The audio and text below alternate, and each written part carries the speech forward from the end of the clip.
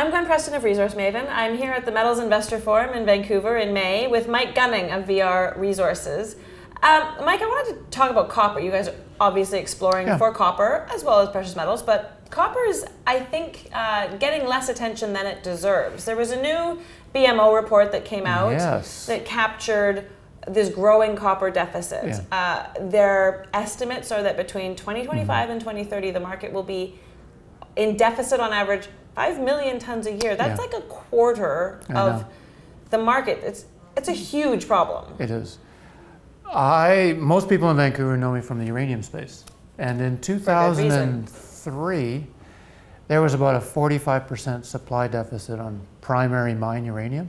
It was a real supply-demand scenario. Right. So the price of uranium went from $7 to $140 in like 5 years, but it was real. Yeah. I think the world is about to find out that they have taken copper for granted. So when I came out of UBC, for the last 30 years, the solution for copper is go to South America, expand one of the big mines, put another big truck on, and we're fine. And we're good, yeah. Now that we're in 2018, I look at my children's generation. The electrification of the world is not trivial. No. So even when someone like Friedland himself talks about how important electric vehicles are for copper demand, which is true, I say to myself in my inner voice, even Friedland is understating what's going to happen with copper. Look at a wind farm in the North Sea and see how much copper that consumes. So much copper. Look at all the transmission wires from the wind turbine to the station. Yeah. Look at all the batteries where they have to store the copper. Sure, look at the electric vehicles, but even the difference between a flip phone 10 years ago and a smartphone. And a smartphone now.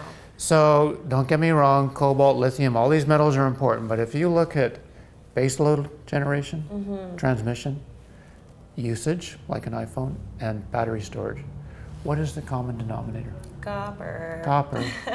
There's 8 to 10 billion people on the planet. Yeah.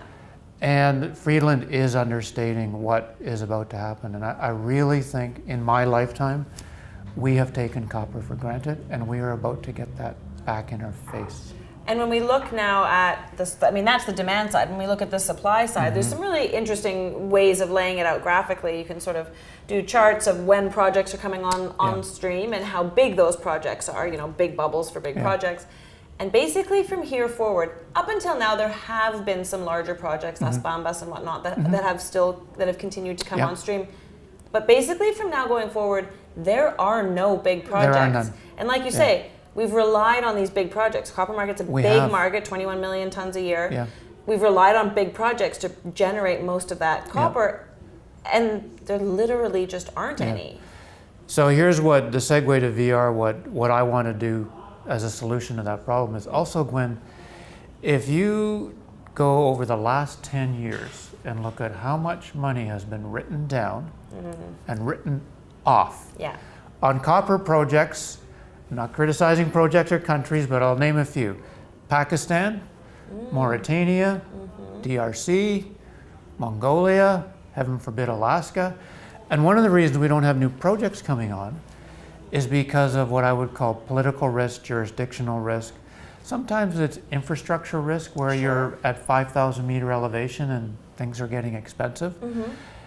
And one of the things that we want to do in VR is give someone a major discovery in copper in a boring jurisdiction like Nevada, where we get a drill permit in 20 days. Right. Because, Gwen, it's not just that copper mining companies need new discoveries.